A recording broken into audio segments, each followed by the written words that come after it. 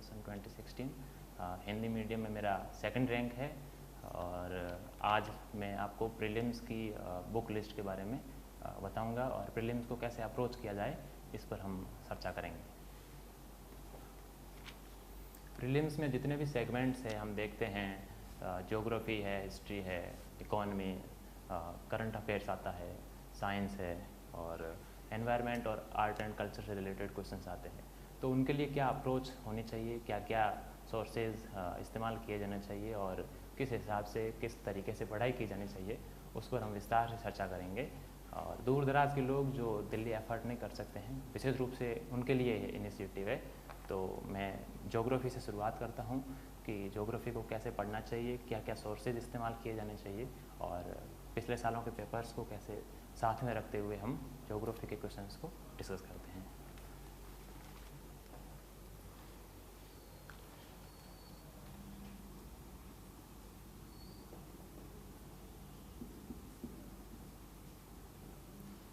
अगर भूगोल में रिसोर्सेज की बात की जाए तो मुख्य रूप से एनसीईआरटीज़ पर ही फोकस होना चाहिए। इसके साथ साथ एक एटलस, ऑक्सफोर्ड स्कूल का जो एटलस है, हिंदी मीडियम माध्यम और इंग्लिश मीडियम दोनों में ही है, किसी एक का इस्तेमाल किया जाना चाहिए।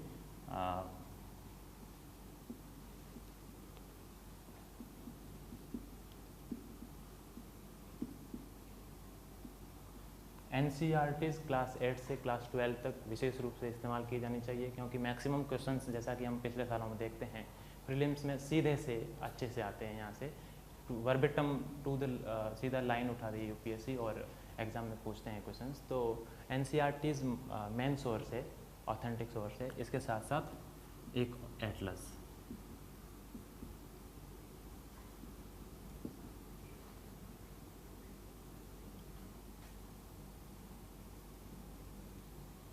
ऑक्सफोर्ड स्कूल का एटलस। इसके अलावा कोई रेफरेंस बुक की आवश्यकता नहीं है ज्योग्राफी में, ये सोर्सेज पर्याप्त है और मैंने अपने दोनों अटेम्प्ट्स में सिर्फ यही पढ़े हैं और पिछले साल और पुराने टॉपर्स भी यही रेकमेंड करते हैं। तो ज्योग्राफी में आप इन सोर्सेज पे रिलाई कर सकते हैं और जैसा कि हम पिछले सालों के पेपर्स में देखते हैं, प्रीलिम्स, मेंस, यहाँ तक कि अगर इंटरव्यू में भी क्वेश्चंस पूछते हैं तो मैक्सिमम क्वेश्चंस आपको इन सोर्सेज से मिल जाते हैं।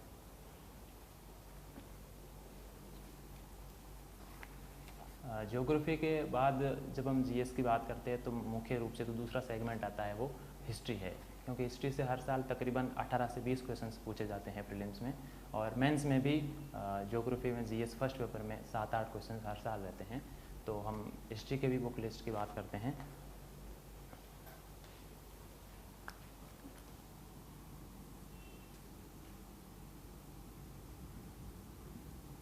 इतिहास वैसे तो जैसा कहते हैं कि आउटपुट कम रहता है, क्योंकि बहुत से लोग मैक्सिमम बुक्स पढ़ते हैं लेकिन इतना आउटपुट मिलता नहीं है। फिर भी इतिहास में हम बात करते हैं तो मुख्य रूप से सोर्सेज भी एनसीईआरटी ही है। एनसीईआरटी में मुख्य रूप से ओल्ड एंड न्यू दोनों एनसीईआरटीज हिस्ट्री के लिए ज़रूरी है। ओल्ड एनसीईआरटी में सिर्फ 11th और 12th क्लास की और न्यू एनसीईआरटी में 6, 7, 8 और 12th क्लास की। इन एनसीईआरटीज़ पे हिस्ट्री में निर्भर रहा जा सकता है और मैक्सिमम क्वेश्चंस इन एनसीईआरटी से मिल सकते हैं, प्रीलिम्स में भी और मेंस में भी। जैसा कि ओल्ड एनसीईआरटी की जो 11th की बुक्स है वो प्राचीन भारत का इतिहास और मध्यकालीन इतिहास में है और जो 12th की है बुक्स है वो वर्ल्ड हिस्ट्री पे है और एक किताब है वो आधुनिक भारत के इतिहास पे है। और जो न्यू एनसीईआरटी है इसमें 6, 7, 8 इसकी जो पुस्तकें हैं वो हमारे अतीत नाम से आती है। इसमें मुख्य रूप से आर्ट एंड कल्चर के जो क्वेश्चन है वो मिल जाते हैं। इसके साथ साथ जो 12th की बुक्स है कि हम इतिहास के कुछ विषय वो तीनों सेगमेंट को कवर करती है, प्राचीन भारत का इतिहास, मध्यकालीन भारत का इतिहास और आधुनिक भारत का इतिहास। मैंने यही किताबें रेफ़र की थी अपने दोनों अटैम्प्ट्स में और मुझे भरपूर सहायता मिली इतिहास में इन सोर्सेज से और प्रीलिम्स, मेंस, इंटरव्यू तीनों सेगमेंट्स में तीनों जगह इन पे आप रिलाई कर सकते हैं।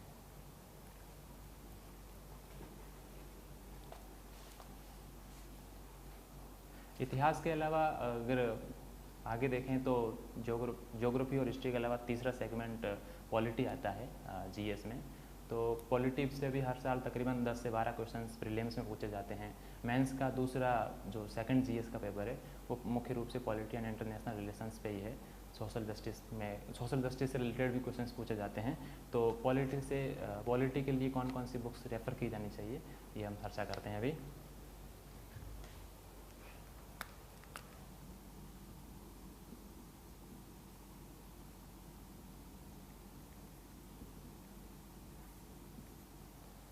अगर राजनीति विज्ञान की बात करें तो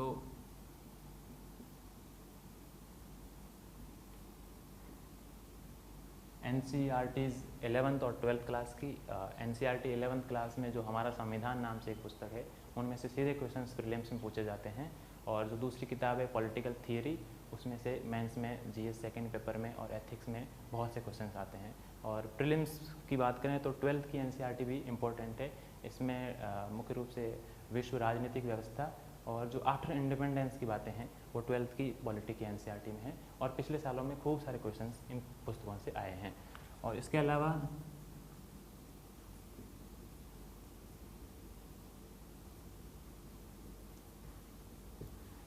एक रेफरेंस बुक की बात की जाए तो एम लक्ष्मीकांत है।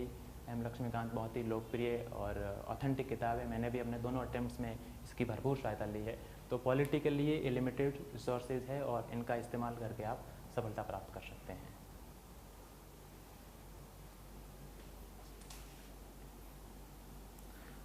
मुख्य रूप से 3 सेगमेंट हमने अभी चर्चा की, ज्योग्राफी, हिस्ट्री एंड पॉलिटी। इसके अलावा इकोनॉमी, आर्ट एंड कल्चर और एनवायरनमेंट से रिलेटेड क्वेश्चंस भी प्रीलिम्स मेंस इंटरव्यू में पूछे जाते हैं।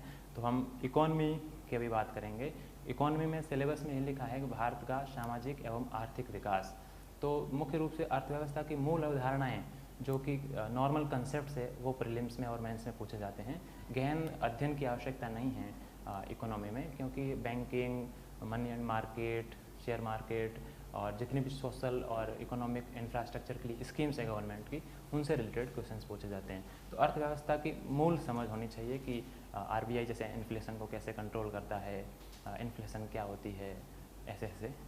और अर्थव्यवस्था में हम अभी रिसोर्सेज की बात करते हैं।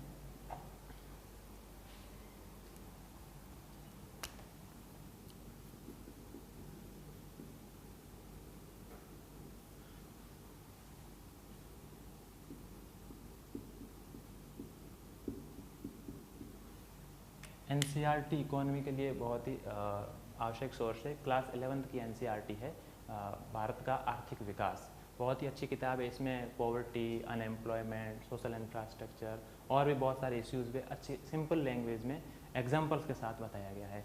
इसके अलावा 9th और 10th की NCERT भी समझ विकसित करने के लिए आवश्यक है। वैकल्पिक है वैसे, अगर आप इस्तेमाल करें तो अच्छी बात है, नहीं तो कोई ज़रूरी नहीं।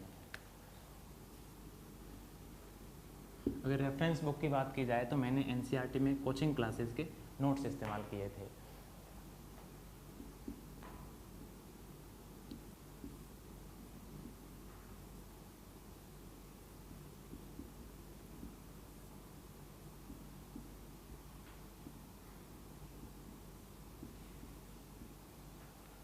रेफरेंस बुक में रामेश्वर सर के नोट्स बहुत ही रामबाण की तरह है। मैंने दोनों अटेम्प्ट्स में रामेश्वर सर के नोट्स पढ़े थे, जो कि मुखर्जी नगर में एक कोचिंग इंस्टीट्यूट में पढ़ाते हैं। रामेश्वर सर के नोट्स से सीधे प्रीलिम्स और मेंस में क्वेश्चंस आते हैं। ये इको सर्वे को अच्छे से कवर कर लेते हैं। इसके अलावा मृणाल की वीडियोज़ है जो ऑनलाइन है, ओपन सोर्स है, उनका इस्तेमाल करके इकोनॉमी में आप अप्रोच कर सकते हैं।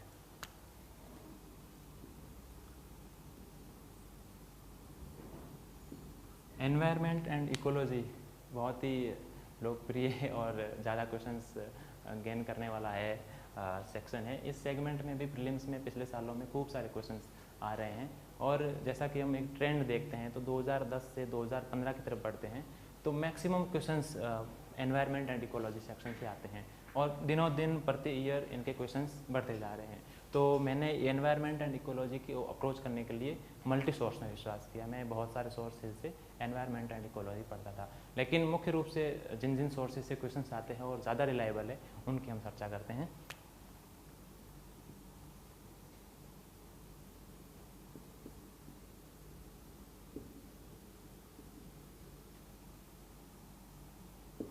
NCERT है, ओल्ड NCERT 12th क्लास की बायोलॉजी की। इसमें एनवायरनमेंट एंड इकोलॉजी से जुड़े हुए बायोडाइवर्सिटी, पॉल्यूशन और जितने भी इंटरनेशनल ऑर्गेनाइजेशंस है एनवायरनमेंट एंड इकोलॉजी से रिलेटेड, उन पर इस पर अच्छे से डिस्कस किया गया है और पिछले काफ़ी सालों में खूब सारे क्वेश्चंस इस पुस्तक से आए हैं। तो मुख्य सोर्स NCERT है, ओल्ड 12th क्लास की। और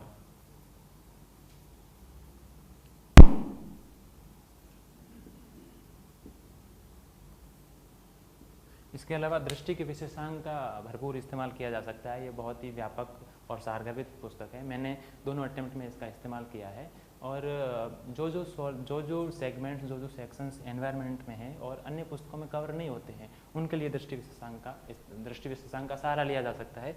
और क्वेश्चंस भी आए हैं पिछले सालों में, हमने देखे हैं।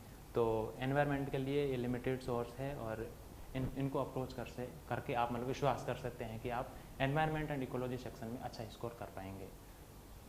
तो economy, environment and ecology, geography, history और पॉलिटी, ये जो 5 मेजर सेगमेंट हो गए। इसके अलावा एक सेगमेंट आता है, वो है आर्ट एंड कल्चर का। तो आर्ट एंड कल्चर को हम हिस्ट्री से अलग करके नहीं देख सकते, ये हिस्ट्री में जुड़ा हुआ है।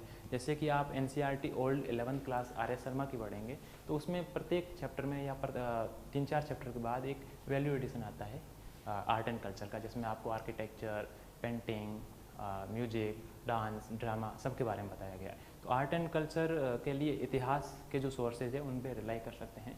इसके अलावा किसी विशेष सोर्स की आवश्यकता नहीं है। फिर भी अगर आप पढ़ना चाहें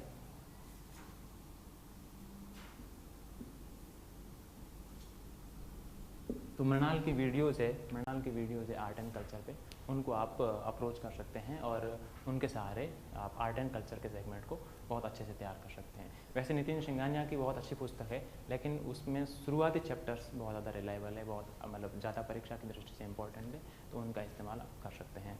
तो geography, history, polity, environment, ecology और इकोनॉमी हो गया। अब मुख्य सेक्शन जो प्रीलिम्स की बुक लिस्ट का बचता है वो है करंट अफेयर्स। तो करंट अफेयर्स के लिए जिसमें पिछले सालों में क्वेश्चंस की जो रफ्तार है, जो ट्रेंड है, वो बिल्कुल चेंज हो गया है। हम पिछले साल की बात करें CSE 2016 की, तो उसमें तो तकरीबन 40 क्वेश्चंस आ गए, 40+ क्वेश्चंस आए हैं करंट अफेयर्स से। तो करंट अफेयर्स के लिए मैं तो मल्टी सोर्स में विश्वास करता था, और करंट अफेयर्स के लिए जो जो मैंने पुस्तकें पढ़ी है मैं आपको थोड़ा सा डिस्कस करता हूँ।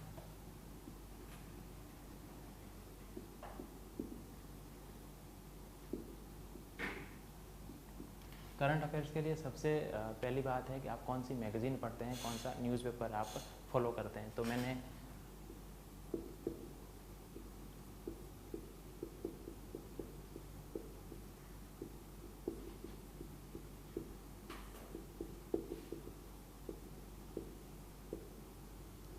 दैनिक जागरण राष्ट्रीय संस्करण को फॉलो किया था न्यूज़पेपर के तौर पे। मैंने सिर्फ इस न्यूज़पेपर को पढ़ा सप्ताह के 6 दिनों में, और संडे को मैं विशेष रूप से जनसत्ता पढ़ता था।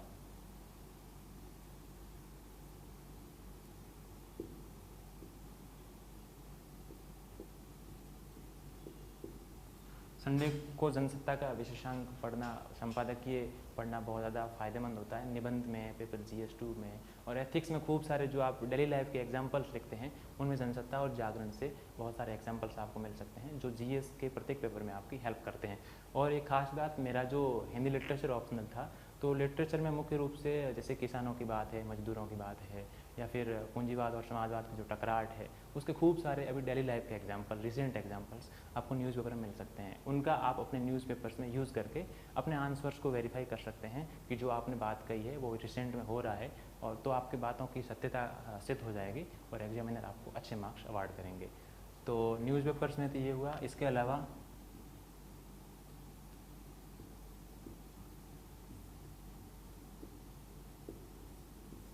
अगर एक मासिक पत्रिका की बात की जाए, क्योंकि हम प्रतिदिन न्यूज़पेपर नहीं पढ़ पाते हैं, कभी कभी न्यूज़पेपर एक ऐसा होता है कि सप्ताह के 7 दिन में से कभी कभी मिस हो जाता है। वैसे मिस नहीं करना चाहिए, लेकिन कभी कभी अगर मिस हो जाता है तो मासिक पत्रिका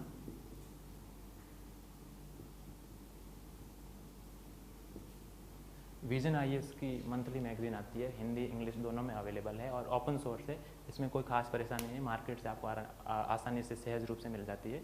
तो विजन IAS को आप अच्छे से पढ़ सकते हैं। अगर कोई दूसरा विकल्प आप देखना चाहें तो दृष्टि current affairs.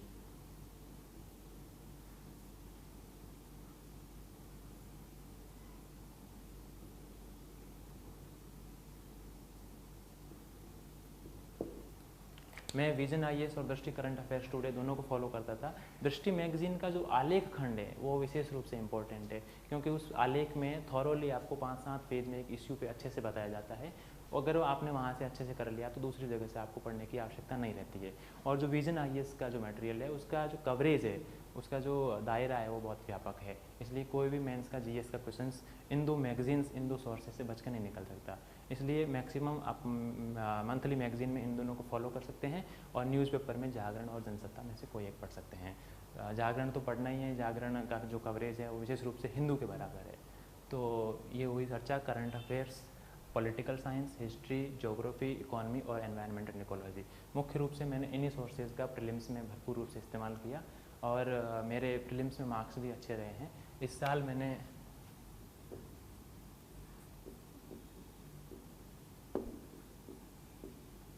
GS first paper में मेरे प्रीलिम्स में मार्क्स 145.34 थे। तो मुख्य रूप से आप रिलाई कर सकते हैं इन सोर्सेज पे, और मैंने जो बुक लिस्ट पढ़ी है, जो मैंने बुक्स रेफ़र की है, मैंने उनको बताया। हो सकता है कि आप इनमें से आपने कोई पुस्तक नहीं पढ़ी हो, तो कोई ज़रूरी नहीं है कि आप इन पुस्तकों को पढ़ें, क्योंकि ये पुस्तक सूची अंतिम नहीं है, क्योंकि बहुत से सोर्सेज है जो अल्टरनेट है। जैसे आप रेफरेंस बुक इकोनॉमी में दूसरी पुस्तक पढ़ सकते हैं। तो मुख्य रूप से बातें, जैसे अगर कोई पॉवर्टी पे बताएगा तो इन नोट्स में भी वही होगा जो दूसरी पुस्तक में होगा। तो ये पुस्तक सूची अंतिम नहीं है, लेकिन इनको अगर फॉलो करें आप तो फ़ायदा होगा, क्योंकि ये लिमिटेड टाइम में, लिमिटेड रिसोर्सेज में आपको मैक्सिमम गेन देंगे। तो मुख्य रूप से मेरी प्रीलिम्स की स्ट्रेटेजी यही थी, आप इनको फॉलो कर सकते हैं। Thank you.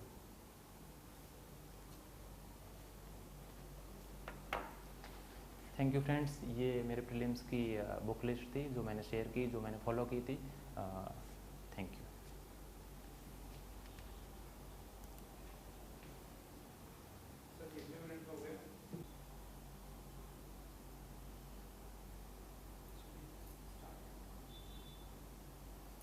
हेलो फ्रेंड्स, अब प्रीलिम्स से थोड़ा आगे बढ़ते हम मेंस के कुछ पेपर्स पर डिस्कस करते हैं।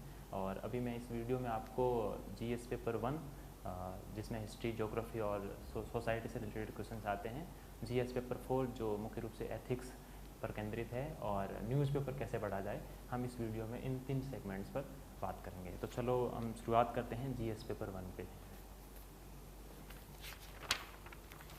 ये पिछले साल का पेपर है, सिविल सर्विसेज एग्जामिनेशन 2016 का। इसमें GS पेपर 1 का पेपर है। किस प्रकार के क्वेश्चंस आते हैं, क्या सिलेबस में क्या क्या सेगमेंट्स इंक्लूड है GS पेपर 1 में, और उनको कैसे अप्रोच किया जाए, हम इन सारे मुद्दों पर चर्चा करेंगे अभी। GS पेपर 1 में मुख्य रूप से हिस्ट्री से रिलेटेड क्वेश्चंस आते हैं। इसमें तकरीबन 7-8 क्वेश्चंस रहते हैं हर साल। ज्योग्राफी से रिलेटेड 6-7 क्वेश्चंस रहते हैं, और सोसाइटी और सोशल डेवलपमेंट से रिलेटेड 7-8 क्वेश्चंस रहते हैं। तो हिस्ट्री में बुक लिस्ट की तो मैंने जैसे कि बात की थी, वही है NCERT, जैसा कि हमने प्रीलिम्स की बुक लिस्ट में बताया था। 11th 12th old, 6, 7, 8 and 12th new. इसके अलावा जो प्रीलिम्स में जो सेगमेंट नहीं है हिस्ट्री का, वो है वर्ल्ड हिस्ट्री, जो मेंस में पूछा जाता है मुख्य रूप से। इसमें 2-3 क्वेश्चन हर साल पूछते हैं। तो वर्ल्ड हिस्ट्री के लिए अर्जुन देव की NCERT को आप रेफर कर सकते हैं।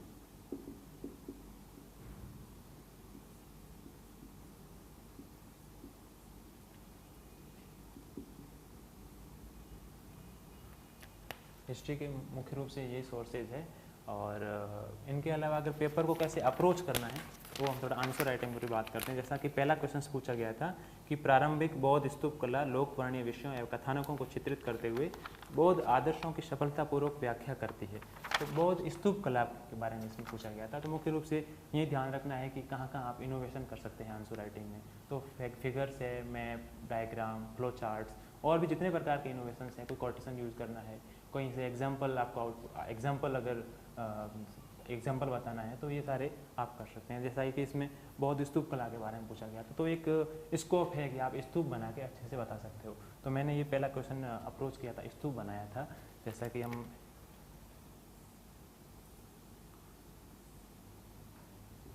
ऐसे बना सकते हैं, ये स्तूप की हर्मिका है, प्रवेश द्वार है, प्रदक्षिणा पथ है, और किस प्रकार से स्तूप में पेंटिंग वो बनाते थे। बौद्ध काल के दौरान। तो इनोवेशंस का जितना भी स्कोप अगर आपको दिखता है तो आप इसमें इनोवेशन कर सकते हैं, जैसा मैंने स्तूप बनाया था। दूसरा क्वेश्चन है कि विजयनगर नरेश कृष्णदेवराय न केवल कुशल विद्वान थे बल्कि विद्या एवं साहित्य के महान संरक्षक भी थे।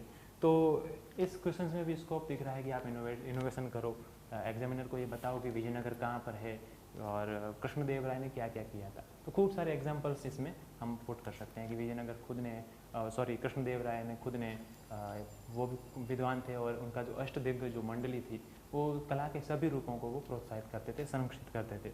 और जो उनके एक आमुक्त माल्य जो तेलुगु विद्वान थे, जो आमुक्त माल्य जो उन्होंने लिखा था, उनको भी एग्जाम्पल्स के थ्रू आप वेरीफाई कर सकते हो ताकि आपका आंसर है वो सॉलिड बने, सटीक बने और आपको मैक्सिमम मार्क्स अवार्ड करे। इसी प्रकार से तीसरा क्वेश्चन है कि 1857 का विद्रोह एक मतलब ऐतिहासिक मोड़ था। कहते हैं कि ये ब्रिटिश पॉलिसी के लिए important watershed in the evolution of British policies towards colonial India. तो ये बता सकते हैं कि 1857 की क्रांति किस प्रकार से अंग्रेज़ों को मजबूर किया उन्होंने कि वो संवैधानिक विकास में चेंजेज लाए, लोगों के चरित्र में किस प्रकार से उन्होंने चेंजेस किया, उन्होंने सेना में किस प्रकार पुनर्गठन किया। तो ये सारी बातें हम इसमें अप्रोच कर सकते हैं। एक क्वेश्चन है कि गांधी जी और सुभाष जी की जो सुभाष बोस का जो तुलना की है, तो उन तुलना करते वक्त हम ये बता सकते हैं कि एक टेबल बना दिया जाए, यहाँ लिख दो महात्मा गांधी या सुभाष चंद्र बोस, फिर उनमें क्या क्या डिफरेंसेस थे। जैसे सुभाष चंद्र बोस थे वो साधन और साध्य दोनों की महानता में विश्वास नहीं करते थे। वो कहते थे कि अगर आपका साध्य पवित्र है तो आपका साधन भले कैसा ही हो आप अप्रोच कर सकते हैं, लेकिन गांधी जी ये चाहते थे कि आप साधन और साध्य दोनों को पवित्र रखना है। और जितने भी डिफरेंसेस है जो गांधी जी और सुभाष जी की अप्रोच में परिवर्तन लाते हैं या फिर अलग है, उनको आप टेबल के थ्रू अच्छे से बता सकते हैं। तो यहाँ पर ब्लैक पेन और ब्लू पेन का संतुलित उपयोग किया जा सकता है। जैसे स्तूप बनाते हैं तो स्तूप को भी थोड़ा सा रंगीन बना सकते हैं ताकि आपके मार्क्स और अच्छा है, क्योंकि थोड़ा सा अट्रैक्टिव दिखता है दिखने में भी। इसी प्रकार आगे बढ़ते हैं तो हिस्ट्री के मैक्सिमम क्वेश्चन ऐसे ही रहते हैं। एंशिएंट हिस्ट्री के आर्ट एंड कल्चर से, मेडिवल हिस्ट्री का कल्चर है और फिर मॉडर्न हिस्ट्री से और वर्ल्ड हिस्ट्री से। तो इनको आप ऐसे अप्रोच कर सकते हैं। जहाँ भी इनोवेशन की कहीं भी संभावना दिखती हो तो आप उस क्वेश्चन में इनोवेशन को जरूर लाएं, क्योंकि इनोवेशन से आपका आंसर अच्छा बनेगा जो आपको अन्य लोगों से थोड़ा सा डिफरेंट बनाएगा। और एक बात खास बात यह है कि उसमें कम समय लगता है। जैसा कि आप इतने स्पेस में अगर एक स्तूप बनाते हैं तो इसमें तकरीबन 1.5 मिनट लगता है, लेकिन जब आप लिखेंगे 3 से 4 मिनट लगेंगे। और जो लिखने का इतना आउटपुट नहीं है जितना आप स्तूप बना के अच्छे से बता सकते हैं। तो कम मेहनत में ज़्यादा फायदा तभी होगा जब आप अच्छे से अपने आंसर्स को इनोवेटिव तरीके से लिखेंगे। तो हिस्ट्री सेगमेंट में मुख्य रूप से ये बात हुई जीएस पेपर 1 में। अब ज्योग्राफी के क्वेश्चन है, ये फर्स्ट पेपर के लास्ट में आते हैं। जैसे पिछली बार एक क्वेश्चन पूछा गया था, discuss the concept of air mass and explain its role in macro climatic changes. मतलब जो वायु संहतियाँ हैं वो किस प्रकार से निर्मित होती है और उनका जलवायु परिवर्तन में किस प्रकार से रोल है। तो यहाँ भी ये सीधा सीधा एनसीईआरटी से पूछा गया है, 11th की एनसीईआरटी से। तो मैंने जब 11th की एनसीईआरटी पढ़ी थी, नोट्स बनाए थे, तो उसमें से सीधा सीधा आ गया, तो मुझे याद था। एयर मासेज में भी कुछ नहीं करना है आपको, एयर मास बताने हैं। 3 एयर मास किस प्रकार से बनते हैं, उष्ण शीतोष्ण और तीसरा वाला। उनको आप एयर मास को बताओ कि गर्म वायु और ठंडी वायु किस प्रकार मिलती है और क्लाइमेट चेंजेस में उनकी कैसे भूमिका है। तो यहाँ भी इनोवेशन का पूरा स्कोप था, आप अच्छे से लिख सकते हैं। एक क्वेश्चन था, वर्तमान संदर्भ में दक्षिणी चीन सागर का भू राजनीतिक महत्व बढ़ गया है, किस प्रकार से बढ़ गया है। तो ये साउथ चाइना सी का जो क्वेश्चन था, इनमें भी 3 पॉइंट्स मुख्य रूप से सबको याद रहते हैं। एक तो सामरिक महत्व है, दूसरा है कि जो स्ट्रेटेजिक रूट है वो है, तीसरा हाइड्रोकार्बन के खूब सारे भंडार वहाँ पर है, प्राकृतिक गैस और तेल के। तो इनका जो महत्व बढ़ गया है इसको आप अच्छे से बता सकते हैं कि साउथ चाइना सी कहाँ पर है, एक अच्छे से डायग्राम के थ्रू। फिर यहाँ कौन कौन से आइलैंड है, कौन कौन से देश है, कौन कौन से देशों की सीमा मिलती है, स्प्रेटली और पारासेल द्वीप को आप अच्छे से बता सकते हैं और फिर वेरीफाई कर सकते हैं कि इसका स्ट्रेटेजिक महत्व बढ़ गया है। इसी प्रकार अभी एक क्वेश्चन बाहर पे आया था कि major cities of India are becoming more vulnerable to flood conditions, discuss. तो पिछले 3-4 सालों की अगर बात की जाए तो श्रीनगर, उत्तराखंड में भी केदारनाथ, गुड़गांव और चेन्नई में बाढ़ आई। तो उनको आप एग्जाम्पल्स के थ्रू अच्छे से अपने आंसर को शुरुआत कर सकते हैं और फिर बता सकते हैं कि सिटीज़ किस प्रकार के शहर कंक्रीट के जंजाल बनते जा रहे हैं। सिटी में मतलब वो प्लेस बहुत कम रह गया है जहाँ पानी 100 के ज़मीन से अंदर चला जाए। तो यहाँ पर भी एक इनोवेशन का गैप दिखता है तो आप इनोवेशन के स्कोप को पूरी तरह से इस्तेमाल करें, और कोई पैनल या कोई कमेटी की रिपोर्ट या कोई रिकमेंडेशन जो ऑथेंटिक आपको लगती है तो उसका आप इस्तेमाल ज़रूर करें। जैसा कि इसमें मैंने मिहिर शाह पैनल का जिक्र किया था कि मिहिर शाह पैनल ने बाढ़ में ये बताया था, तो इसका भरपूर फ़ायदा मिलता है क्योंकि आप जो बात कह रहे हैं वो आपकी बात अपने आंसर से ही वेरीफाई हो जाती है, तो एग्जामिनर आपको अच्छे मार्क्स देंगे। तो ज्योग्राफी में मुख्य रूप से ऐसे ऐसे क्वेश्चंस आते हैं। एक क्वेश्चन ये आया था, अंतर्देशीय जल परिवहन की समस्याएं एवं संभावनाएं। तो सबसे पहले ये करना है कि कोई क्वेश्चन कितने पार्ट्स में बटा हुआ है। जैसे 19वां क्वेश्चन है, इसमें था कि भारत में अंतर्देशीय जल परिवहन की समस्याएं संभावनाएं। तो सबसे पहले अच्छे से इंट्रो करना है कि अंतर्देशीय जल परिवहन है क्या, फिर दूसरा पार्ट लिखना है कि समस्याएं क्या है। तो समस्याओं के लिए भारत में अंतर्देशीय जल परिवहन की समस्या अच्छे से हेडिंग लिखनी है, ब्लैक पेन से लिखो या ब्लू पेन से, जो जिसमें आप कंफर्टेबल हो। और फिर तीसरा सेगमेंट है कि संभावनाएं क्या है, पॉसिबिलिटीज़ क्या है। अगर भारत में अंतर्देशीय जल परिवहन विकसित हो जाए तो परिवहन के साथ अन्य साधनों पर किस प्रकार से दबाव कम होगा और भारत का जो परिवहन तंत्र है वो समुन्नत हो जाएगा। तो इस प्रकार से हम इसको सेगमेंट वाइज बांट के लिखें। अगर थोड़ी सी कॉपी की ग्राफिक्स अच्छी लगेगी और आपका आंसर सीधा दिख जाएगा कि आपने सारे सेगमेंट्स सारे पार्ट्स क्वेश्चन के कवर किए हैं, तो आपको मैक्सिमम मार्क्स मिलने की संभावना बनती है। तो ज्योग्राफी के पेपर को आप ज्योग्राफी के मेंस के पेपर के क्वेश्चंस को आप ऐसे अप्रोच कर सकते हैं। अब लास्ट में जो शेष रहता है वो है सोसाइटी के क्वेश्चन। सोसाइटी के क्वेश्चंस मैक्सिमम न्यूज़पेपर से आते हैं या आप डेली लाइफ में, जैसा कि आप आसपास देखते हैं कि भारत की जो सामाजिक समस्याएं हैं उनके लिए कैसे अप्रोच करना है। तो सोसाइटी के क्वेश्चंस को भी आप डेली लाइफ के एग्जाम्पल से अच्छे से बना सकते। इसके लिए जो सोर्सेज की बात है वो NCERT क्लास 11 और क्लास 12, भारत का जो समाज है, भारत की समाज की प्रकृति कैसी है और भारत में सामाजिक परिवर्तन किस प्रकार से हो रहे हैं, इन सारी बातों को NCERT में अच्छे से कवर किया गया है। और इस साल जैसे 2-3 क्वेश्चन थे तो सीधे NCERT से पुट किए गए हैं कि किस प्रकार से इंटरनेशनलाइजेशन के विपरीत दिशा में भी कदम बढ़ रहे हैं। एक क्वेश्चन ये था। तो खूब सारे एग्जाम्पल्स NCERT में मिले हुए हैं। आप NCERT के एग्जाम्पल्स को रिसेंट के एग्जाम्पल से जोड़ते हुए आंसर लिखेंगे तो बहुत अच्छे मार्क्स मिलेंगे। जैसा कि हम एक क्वेश्चन डिस्कस करते हैं कि भारत में नगरीय जीवन की गुणवत्ता की संक्षिप्त पृष्ठभूमि के साथ स्मार्ट नगर कार्यक्रम के उद्देश्य एवं रणनीति बताइए। तो जो स्मार्ट सिटी प्रोग्राम है ये करंट से जुड़ा हुआ है। तो स्मार्ट सिटी में क्या आना चाहिए, स्मार्ट गवर्नेंस हो, स्मार्ट रोड हो, स्मार्ट कनेक्टिविटी हो, स्मार्ट डिजिटल इंफ्रास्ट्रक्चर हो और स्मार्ट लोग हो। ये जब सारे स्मार्ट होंगे तो अपने आप सिटी का जो पूरा कल्चर है वो स्मार्ट हो जाएगा। तो यहाँ पर भी इनोवेशन का गैप दिखता है कि आप ऐसे ऐसे लिख लो, ऐसे स्मार्ट सिटी लिखो, फिर इसके जो भी एस्पेक्ट्स है आप उनको एक एक करके अच्छे से बताओ कि ये सारे एस्पेक्ट्स जब स्मार्ट्स होंगे तो अपने आप में सिटी का कल्चर स्मार्ट होगा। तो दोस्तों GS फर्स्ट के पेपर की जो अप्रोच थी वो मुख्य रूप से मैंने ऐसे ही अप्रोच किया था। तो मुझे लगता है अगर आप इसे फॉलो करेंगे तो आपको निश्चित रूप से फ़ायदा होगा। Thank you.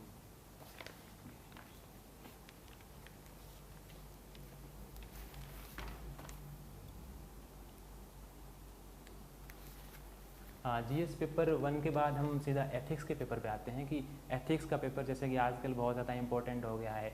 जैसा कि हम मार्किंग देखते हैं तो GS के अन्य पेपर्स के अलावा एथिक्स में मार्क्स कंपेरेटिव ज़्यादा मिलते हैं और कम मेहनत में ज़्यादा फ़ायदा दिलाने वाला ये पेपर है। तो एथिक्स के पेपर को कम मेहनत में ज़्यादा किस प्रकार से अंक हासिल किए जाए हम इस पर भी डिस्कस करेंगे। GS के पेपर 4 के अगर सिलेबस की बात करें तो सिलेबस मुख्य रूप से 2 पार्ट्स में बटा हुआ है।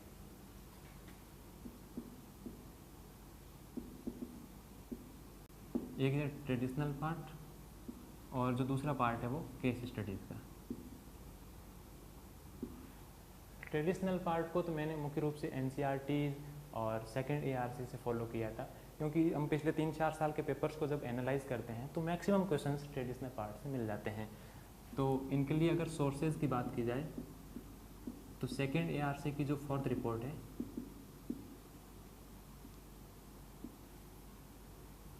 और NCERT और अभय कुमार सर के नोट्स आप फॉलो कर सकते हैं, मैंने ये पढ़े थे।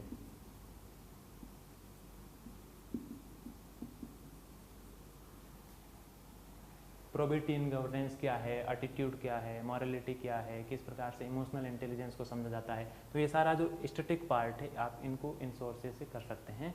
और जो केस स्टडीज़ है उनके लिए तो कोई विशेष रणनीति मैंने इस्तेमाल नहीं की थी, जैसा केस स्टडी में पूछा गया है वैसा अच्छे से बताया और किसी डेली लाइफ के एग्जाम्पल से या कोई रिसेंट एग्जाम्पल से उस केस स्टडी को फॉलो कर दिया। जैसा कि सेकेंड ARC से इस साल खूब सारे क्वेश्चन सीधे सीधे पूछे गए, जैसे गांधी जी के 7 पाप क्या है, उन पापों की संकल्पना क्या है। तो ये गांधी जी के 7 सिन का जो कॉन्सेप्ट है सीधे तौर पे NCERT की सेकेंड ARC की रिपोर्ट से पूछा गया है। और NCERT जैसे 11th की NCERT है पॉलिटिकल थियरी में से जॉन रॉल्स को सीधे सीधे उन्होंने उठाया और पूछा है कि जॉन रॉल्स की जो न्याय की संकल्पना है वो क्या है, किस प्रकार न्याय की संकल्पना को जॉन रॉल्स देखते हैं। तो NCERT भी फॉलो की जानी चाहिए। और सेकेंड ARC की जो 4th रिपोर्ट है एथिक्स इन गवर्नेंस, उनको भी फॉलो करके आप एथिक्स में अच्छे अंक हासिल कर सकते हैं। इसके अलावा अभय कुमार सर के नोट्स है जो बहुत ही रिलायबल है और मैंने दोनों अटेम्प्ट्स में इस्तेमाल किए हैं। और एथिक्स में अच्छे अंक लाने में ट्रेडिशनल पार्ट का बहुत अच्छा रोल है। शुरुआत के 100 मार्क्स ट्रेडिशनल पार्ट्स के आते हैं और जो 150 मार्क्स है वो मुख्य रूप से केस स्टडीज़ पे रहते हैं। केस स्टडीज़ को सॉल्व करने में मेरी जो रणनीति थी, सबसे पहले मैं खंडों में बांटता था क्वेश्चंस को।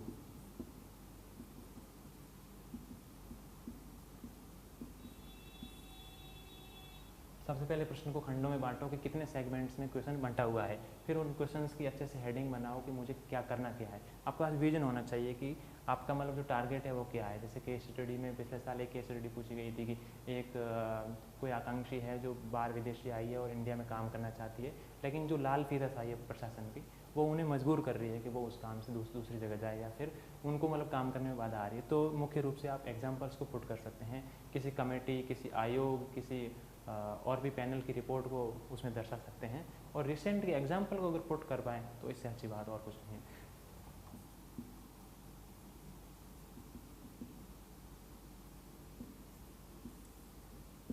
जब न्यूज़पेपर पढ़ते हैं या किसी मैगजीन को फॉलो करते हैं तो खूब सारे एग्जाम्पल्स तरह तरह के विषयों पर आते हैं। उन तरह तरह के एग्जाम्पल्स को आपके माइंड में याद रखना है जितना पॉसिबल हो सके। फिर उन एग्जाम्पल्स का जिस संदर्भ में इस्तेमाल करना है वो ट्रिक आपको सीखनी होगी।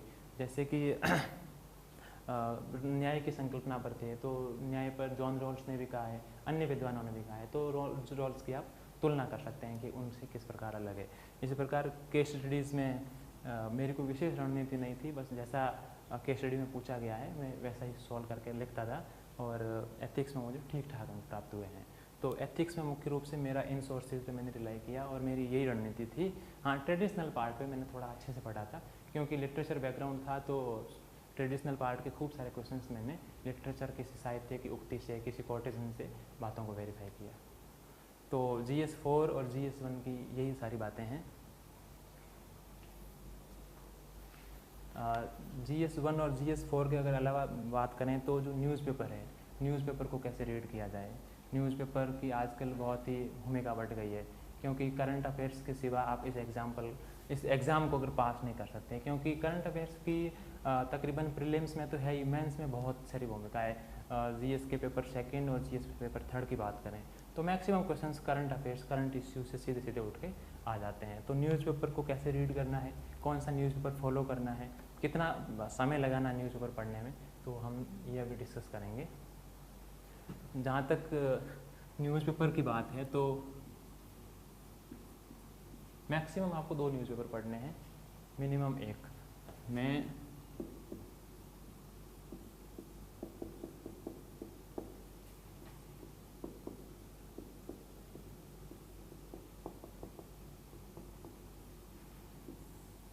मैं सप्ताह के 7 दिन दैनिक जागरण राष्ट्रीय संस्करण को फॉलो करता था। ऐसा कभी कभी होता है कि न्यूज़पेपर आपका मिस हो जाता है, उस दौरान भी आप कोशिश करो कि कम से कम हेडिंग को पढ़ लो और जो इम्पोर्टेंट न्यूज़ है उसको कवर कर लो। अदरवाइज़ न्यूज़पेपर बहुत ज़रूरी है, करंट के सारे इश्यूज़ को कवर करता है। और जहाँ तक जागरण की बात है तो ये बहुत ही हॉलिस्टिक और एक सिस्टमेटिक न्यूज़पेपर है।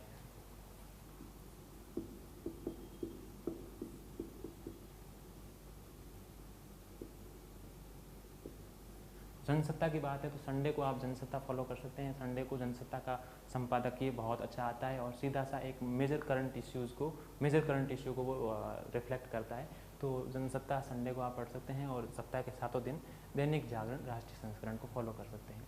लेकिन जो मुख्य बात है कि न्यूज़पेपर को कैसे पढ़ना है, कौन कौन सी न्यूज़ पे फोकस करना है, वह मैं आपको बताता हूँ।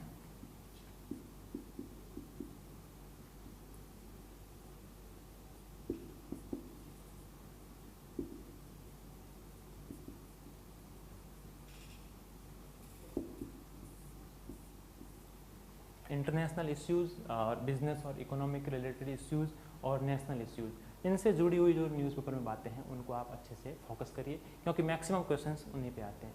न्यूज़पेपर को पढ़ते हुए मुख्य रूप से एक बात ध्यान में ये रखनी है कि दिमाग खुला रखना है। कौन कौन से यूपीएससी के सिलेबस के टॉपिक्स आपके न्यूज़पेपर में रिफ्लेक्ट हो रहे हैं उनको आप अच्छे से करिए, क्योंकि आजकल न्यूज़पेपर्स बहुत बड़ा बनाने लगे हैं और खूब सारे पॉलिटिकल इश्यूज या मसाला न्यूज़ होती हैं उनमें, उनको आप नहीं फॉलो करना है, क्योंकि वो आपकी तैयारी में बाधक है और आपके सिलेबस से उनका कोई लिंक नहीं है। जो जो सिलेबस में है, सिलेबस के इश्यूज़ को रिफ्लेक्ट कर रहे हैं, उन बातों को न्यूज़पेपर में अच्छे से पढ़ना है। और अगर हो सके तो न्यूज़पेपर की किसी बात को आप नोट कर लें, क्योंकि मेंस एग्जाम में आपके जीएस के पेपर्स में आपकी बातों को वेरीफाई करने के लिए न्यूज़पेपर के रिसेंट के एग्जाम्पल्स बहुत फ़ायदेमंद होते हैं। और जहाँ तक मेरे हिंदी लिटरेचर ऑप्शनल की बात है, तो हिंदी लिटरेचर ऑप्शनल में मैंने जो जो बातें लिखी, जैसे अगर किसी कवि ने किसानों की समस्या के बारे में कहा है तो मैंने उस कवि की बातों को वेरीफाई किया वर्तमान के एग्जाम्पल से। जैसे वर्तमान में किसानों की आय को दुगना करने का लक्ष्य 2022 तक है, लेकिन ये कितना महत्वाकांक्षी, कितना मुश्किल है और इसकी सफलता में बाधक तत्व क्या है और क्या होना चाहिए, इन सभी बातों को न्यूज़पेपर अच्छे से बताता है। तो इन इश्यूज़ को आप अच्छे से अगर फोकस करेंगे, international issues, national issues, business news, तो न्यूज़पेपर की भरपूर सहायता मिलेगी। और न्यूज़पेपर के अलावा किसी मैगज़ीन को पढ़ना है तो जैसा कि मैंने बताया, विजन आईएएस की मैगज़ीन मासिक पत्रिका और दृष्टि करंट अफेयर्स टुडे का आलेख खंड विशेष रूप से आप फॉलो कर सकते हैं। और न्यूज़पेपर में यही बातें मुख्य रूप से ध्यान में रखनी है। न्यूज़पेपर को पढ़ते वक्त 1 घंटे से ज़्यादा समय नहीं लगाना है। हिंदी न्यूज़पेपर जैसे जागरण है, तो आप अगर डेली फॉलो करेंगे तकरीबन 40-45 मिनट में आप अच्छे से उसे पढ़ लेंगे। उसका संपादकीय पृष्ठ अच्छे से पढ़ना है, राजनीतिक और मसाला न्यूज़ को साइड में रखना है, बाकी करंट इवेंट्स के जो इंटरनेशनल, बिजनेस, नेशनल न्यूज़ को अच्छे से फॉलो करना है। तो GS1, GS4 और न्यूज़पेपर की ये सारी बातें थी। मैंने इन सारे सोर्सेज को फॉलो किया था। हो सकता है ये आपकी तैयारी में मददगार साबित हो। Thank you.